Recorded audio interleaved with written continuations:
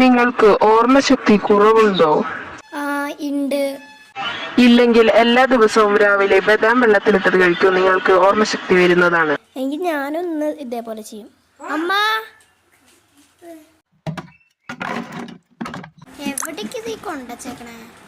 ആ കിട്ടി കിട്ടി കിട്ടി. സെറ്റ്. The next morning.